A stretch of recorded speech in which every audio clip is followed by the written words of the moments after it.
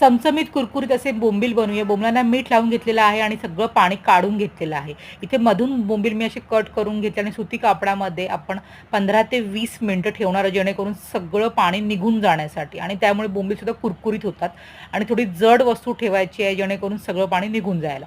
इथे हिरवं वाटण करूया. हिरव्या वाटणामध्ये हिरवी मिरची, कोथिंबीर, आलं, लसूण घेतलेलं आहे आणि हिरवं वाटण तयार झालेलं आहे. त्यानंतर इथे बोंबील काढून घेऊया अर्ध्या तासानंतर. त्याच्यामध्ये कोकमाचं पाणी लावलेलं आहे. त्याच्यानंतर इथं हळद घेतलेलं आहे, हिरवं वाटण टाकून घेतलेलं आहे, आगरी मसाला, धनापूड आणि चवीनुसार मीठ टाकून ठेवलेलं आहे. 15 ते 20 मिनिटं मॅरिनेशन करून ठेवल्यानंतर इथं रवा आणि तांदळाचं पीठ घेतलेलं आहे कोटिंग करून घेण्यासाठी.